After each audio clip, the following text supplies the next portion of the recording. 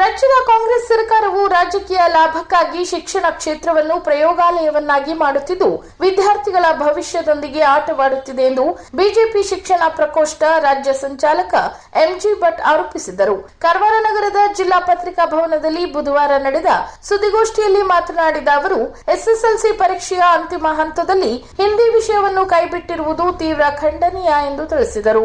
ಪರೀಕ್ಷೆಗೆ ವರ್ಷ ಪೂರ್ತಿ ಸಿದ್ಧತೆ ನಡೆಸಿದ ವಿದ್ಯಾರ್ಥಿಗಳಿಗೆ ಕೊನೆಯ ಕ್ಷಣದಲ್ಲಿ ಇಂತಹ ನಿರ್ಧಾರ ಕೈಗೊಳ್ಳುವುದು ದೊಡ್ಡ ಹೊಡೆತ ನೀಡಿದಂತಾಗಿದೆ. ತ್ರಿಭಾಷಾ ಸೂತ್ರವನ್ನು ಕೈಬಿಟ್ಟು ದ್ವಿಭಾಷಾ ನೀತಿ ಜಾರಿಗೆ ತರಲು ಸರ್ಕಾರ ಮುಂದಾಗಿರುವುದು ಸರಿಯಲ್ಲ. ರಾಷ್ಟ್ರ ಭಾಷೆಯನ್ನೇ ಶಿಕ್ಷಣ ವ್ಯವಸ್ಥೆಯಿಂದ ಹೊರಗಿಡಲು ಯತ್ನಿಸುವುದು ಶಿಕ್ಷಣದ ಗುಣಮಟ್ಟಕ್ಕೆ ಧಕ್ಕೆ ತರುತ್ತದೆ ಎಂದು ಅಭಿಪ್ರಾಯಪಟ್ಟರು. 30ನೇ ತಾರೀಕಿಗೆ ಪರೀಕ್ಷೆ ಇದೆ ಅಂತಂದ್ರೆ 30ಕ್ಕೆ ಪರೀಕ್ಷೆ ಇದೆ ಅಂತಂದ್ರೆ ಆ ಪರೀಕ್ಷೆಯನ್ನ ಕೊನೆಯ ಹಂತದಲ್ಲಿ ಈ ಹಿಂದಿ ಪರೀಕ್ಷೆ ಯಾವುದೇ ಅಂತ ಮೌಲ್ಯ ಇಲ್ಲ ಇರುವಂತಹ ಅರ್ಥದಲ್ಲಿ 625 ಅಂಕಗಳಿರುವಂತಹ ಅಂಕಗಳನ್ನು 525 ಅಂಕಗಳು ಇಳಿಸಿ 100 ಮಾರ್ಕ್ಸ್ಗೆ ABCD ಗ್ರೇಡ್ ಕೊಡುವಂತಹ ಪದ್ಧತಿಯನ್ನು ನಮ್ಮ ಮಧು ಬಂಗಾರಪ್ಪನವರು ಘೋಷಣೆ ಮಾಡಿದರು. ಇದರಿಂದ ಎಷ್ಟು ತೊಂದರೆ ಆಯಿತು ವಿದ್ಯಾರ್ಥಿಗಳಿಗೆ ಅಂತಂದ್ರೆ, ಒಬ್ಬ ವಿದ್ಯಾರ್ಥಿ ಒಂದು ಕ್ಲಾಸಲ್ಲಿ ಓದ್ತಾ ಇರಬೇಕಾದ್ರೆ ವಾರ್ಷಿಕ ಪರೀಕ್ಷೆ ತಯಾರು ಮಾಡಬೇಕಾದ್ರೆ ಅದು ಬೋರ್ಡ್ ಎಕ್ಸಾಮ್ ಸಮಾನವಾದಂತಹ ಒಂದು ವೇಟ್ ಅನ್ನು ಕೊಟ್ಬಿಟ್ಟು ಓದ್ತಾ ಇರ್ತಾರೆ. ಆ ಹಿಂದಿ ಪರೀಕ್ಷೆ ಕೊನೆಯ ಹಂತದಲ್ಲಿ ಪರೀಕ್ಷೆ 2 ದಿವಸ ಮೊದಲು 1 ದಿವಸ ಮೊದಲು ಈ ಪರೀಕ್ಷೆಗೆ ವ್ಯಾಲ್ಯೂನೇ ಇಲ್ಲ ಅಂತ ಘೋಷಣೆ ಮಾಡಿದ್ರೆ ಆ ವಿದ್ಯಾರ್ಥಿಯ ಭವಿಷ್ಯ ಏನಾಗಬೇಕು ಅಂತ ಒಂದು. ಎರಡನೇದಾಗಿ ಈ ತ್ರಿಭಾಷಾ ಸೂತ್ರವನ್ನು ನಮ್ಮ ದೇಶದಲ್ಲಿ ಅಳವಡಿಸಿಕೊಂಡಿದ್ದು, ನಮ್ಮ ರಾಜ್ಯದಲ್ಲಿ ಕೂಡ ಅಳವಡಿಸಿಕೊಂಡಿದ್ದು ನಿಮಗೆಲ್ಲ ಗೊತ್ತೇ. ಈ ತ್ರಿಭಾಷಾ ಸೂತ್ರವನ್ನು ರದ್ದುಗೊಳಿಸಿ ದ್ವಿಭಾಷಾ ಸೂತ್ರವನ್ನು ತರ್ತೇವೆ ಅಂತ ಸರ್ಕಾರದವರು ಹೊರಟಿದ್ದಾರೆ. ಅಂದರೆ ಈ ಹಿಂದಿ ಭಾಷೆ ಅನ್ನೋದು ನಮ್ಮೆಲ್ಲ ರಾಷ್ಟ್ರ ಭಾಷೆ ಇದೆ. ಈಗ ನಾವು ಕರ್ನಾಟಕ ಬಿಟ್ಟು ಮಹಾರಾಷ್ಟ್ರ ಹೋಗಬೇಕು, ಉತ್ತರ ಪ್ರದೇಶ ಹೋಗಬೇಕು, ಡೆಲ್ಲಿ ಹೋಗಬೇಕು ಅಂದ್ರೆ ಹಿಂದಿ ಬೇಕೇ ಬೇಕು ನಮ್ಮ ಜನರಿಗೆ. ಇನ್ನು ಶಾಲೆಗಳಲ್ಲಿ ಕೊಠಡಿಗಳ ಕೊರತೆ, ಶಿಕ್ಷಕರ ಅಭಾವ ಗಂಭೀರ ಸಮಸ್ಯೆಯಾಗಿದ್ದು ವಿದ್ಯಾರ್ಥಿಗಳಿಗೆ ನೀಡುವ ಬಿಸಿಯೂಟದಲ್ಲಿ ಅಕ್ರಮ ನಡೆಯುತ್ತಿದೆ. ಪಠ್ಯ ಪುಸ್ತಕ ಹಾಗೂ ಸಮವಸ್ತ್ರ ವಿತರಣೆಯಲ್ಲಿ ವಿಳಂಬವಾಗುತ್ತಿದ್ದು ಸರ್ಕಾರ ತನ್ನ ಜವಾಬ್ದಾರಿಯಿಂದ ತಪ್ಪಿಸಿಕೊಳ್ಳುತ್ತಿದೆ ಎಂದು ಆರೋಪಿಸಿದರು. ಅಲ್ಲದೆ ಇತ್ತೀಚೆಗೆ ನಡೆದ ಗಣಿತ ಪರೀಕ್ಷೆಯಲ್ಲಿ ಬಾರ್ಕೋಡ್ ಮುದ್ರಣದ ತಾಂತ್ರಿಕ ದೋಷದಿಂದ ವಿದ್ಯಾರ್ಥಿಗಳು ಸಂಕಷ್ಟ ಅನುಭವಿಸಿದ್ದಾರೆ. ಈ ಲೋಪಕ್ಕೆ ಕಾರಣರಾದ ಅಧಿಕಾರಿಗಳ ವಿರುದ್ಧ ಕ್ರಮ ಕೈಗೊಳ್ಳಬೇಕು ಹಾಗೂ ವಿದ್ಯಾರ್ಥಿಗಳಿಗೆ ಅನ್ಯಾಯವಾಗದಂತೆ ತಕ್ಷಣ ಗ್ರೇಸ್ ಅಂಕ ನೀಡಬೇಕೆಂದು ಅವರು ಆಗ್ರಹಿಸಿದರು. ಇನ್ನು ಶಿಕ್ಷಕರನ್ನು ಬೋಧನೆಯ ಹೊರತಾಗಿ ಜನಗಣತಿ ಸೇರಿದಂತೆ ಬೇರೆ ಕಾರ್ಯಗಳಿಗೆ ಬಳಸಲಾಗುತ್ತಿದೆ.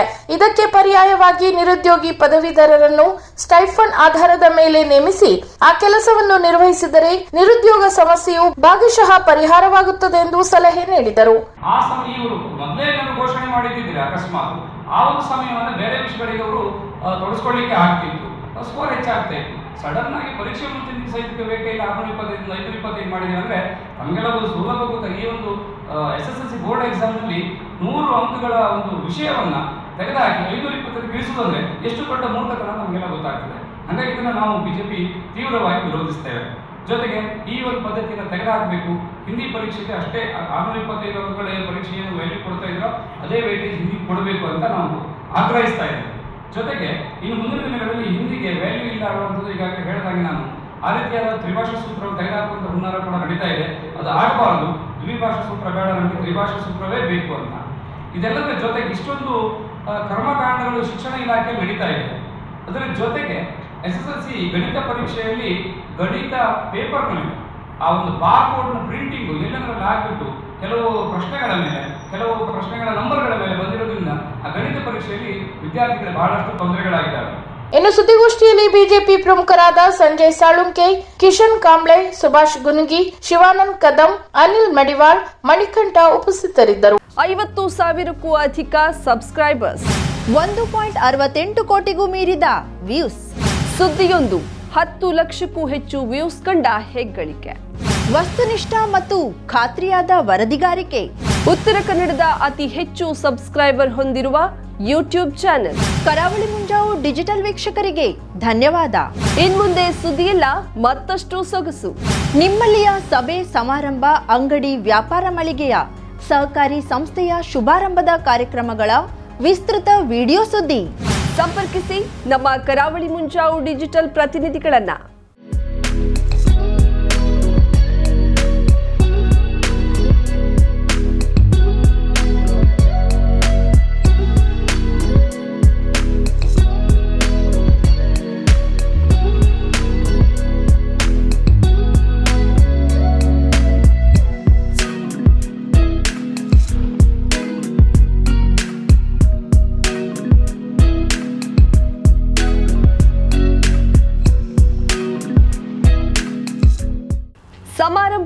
ನಿಮ್ಮದು, ಸಂಭ್ರಮ ನಮ್ಮದು. ನೋಡ್ತಾ ಇರಿ ಕರಾವಳಿ ಮುಂಜಾವು digital.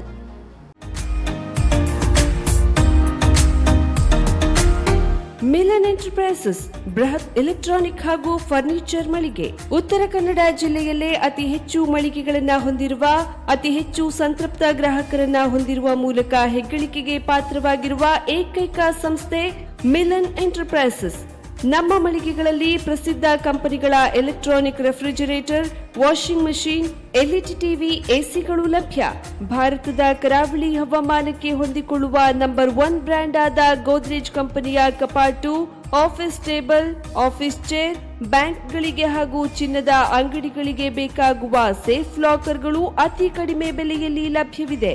Teak wood sofa set, wooden dining table ಹಾಗೂ ಗ್ರಾಹಕರಿಗೆ ಬೇಕಾಗುವ ಅಳತೆಯಲ್ಲಿ ನಿಮ್ಮ ಮನೆಗೆ ಹೊಂದಿಕೊಳ್ಳುವ ಹಾಗೆ ಫರ್ನಿಚರ್ ಗಳನ್ನ ಮಾಡಿಕೊಡಲಾಗುವುದು. ಕಸ್ಟಮೈಸ್ಡ್ ಕಿಚನ್, ವಾರ್ಡ್ರೋಬ್ ಗಳನ್ನ ಅತಿ ಹೆಚ್ಚು ವರ್ಷಗಳ ಕಾಲ ಬಾಳಿಕೆ ಬರುವ ಹಾಗೆ ವಾರಂಟಿಯೊಂದಿಗೆ ಮಾಡಿಕೊಡಲಾಗುವುದು. ನಮ್ಮಲ್ಲಿ ಡ್ಯೂರಾಫ್ಲೆಕ್ಸ್, ಗೋದ್ರೇಜ್ ಕಂಪನಿಯ memory foam mattress, orthopaedic mattress, spring ಮ್ಯಾಟ್ರೆಸ್ಗಳು ಕಡಿಮೆ ಬೆಲೆಯಲ್ಲಿ ಲಭ್ಯ. ವಿವಿಧ ಕಂಪನಿಗಳ ನವೀನ ಮಾದರಿಯ ಮಿಕ್ಸರ್, ಗ್ರೈಂಡರ್, ಫ್ಯಾನ್, ಕುಕ್ಕರ್, ತವಾ, ಫ್ಲಾಸ್ಕ್, ಮೈಕ್ರೋ ಓವೆನ್ಗಳು ಲಭ್ಯವಿದೆ. 0% ಬಡ್ಡಿಯೊಂದಿಗೆ ಸ್ಥಳದಲ್ಲಿಯೇ ಬಜಾಜ್ ಫೈನಾನ್ಸ್ ನಿಂದ ಸಾಲ ಸೌಲಭ್ಯವಿದೆ. ಮಿಲನ್ ಎಂಟರ್ಪ್ರೈಸಸ್ ನಲ್ಲಿ ಖರೀದಿ ಮಾಡುವ ಗ್ರಾಹಕರಿಗೆ ಡಿಸ್ಕೌಂಟ್ ಮತ್ತು ಗಿಫ್ಟ್ ಜೊತೆಗೆ ಪ್ರತಿ 2,000 ರೂಪಾಯಿಗಳ ಖರೀದಿಗೆ ಒಂದು ಬಂಪರ್ ಲಕ್ಕಿ ಡ್ರಾ ಕೂಪನ್ ನೀಡಲಾಗುವುದು. ಈ ಲಕ್ಕಿ ಡ್ರಾನಲ್ಲಿ 7 ಲಕ್ಷದವರೆಗೆ ಬಹುಮಾನ ಗೆಲ್ಲುವ ಅವಕಾಶ ನಿಮ್ಮದಾಗಿರುತ್ತದೆ. ಲಕ್ಕಿ ಡ್ರಾದಲ್ಲಿ 1 ಕಾರ್, 2 ಬೈಕ್ ಮತ್ತು ರೆಫ್ರಿಜರೇಟರ್, ವಾಷಿಂಗ್ ಮಷೀನ್ ಸೇರಿದಂತೆ 30 ಲಕ್ಕಿ ಗ್ರಾಹಕರಿಗೆ ಬಹುಮಾನ ಗೆಲ್ಲುವ ಅವಕಾಶ. ಗ್ರಾಹಕರ ಸಂತೃಪ್ತಿಗೆ ನಮ್ಮ ಮೊದಲ ಆದ್ಯತೆ ಎನ್ನುವುದು ಮಿಲನ್ ಎಂಟರ್ಪ್ರೈಸಸ್ ನ ವಾಕ್ಯ. ಉತ್ತರ ಕನ್ನಡ ಜಿಲ್ಲೆಯ ನಮ್ಮ ಶೋರೂಮ್ಗಳಾದ old Mahalakshmi super market, Mulla stop ಹತ್ತಿರ, ಕಾಜುಬಾಗ್, ಕಾರವಾರ, ಅಗ್ರಿಕಲ್ಚರ್ ಆಫೀಸ್ ಎದುರುಗಡೆ, ಮಾಸ್ತಿಕಟ್ಟೆ ರೋಡ್, ಹೊನ್ನಾವರ, ಸೀಮಾ ಕಾಂಪ್ಲೆಕ್ಸ್ ಹತ್ತಿರ, Moni Basti main road, Bhatkal, Indian bank ಎದುರು, CP Bazar road, Sirsi, JS building, JN road, Dandeli, KS building, Motikeri road, Haliyal. ಇಲ್ಲಿಗೆ ತಪ್ಪದೇ ಭೇಟಿ ನೀಡಿ ಸಂತೃಪ್ತರಾಗಿ.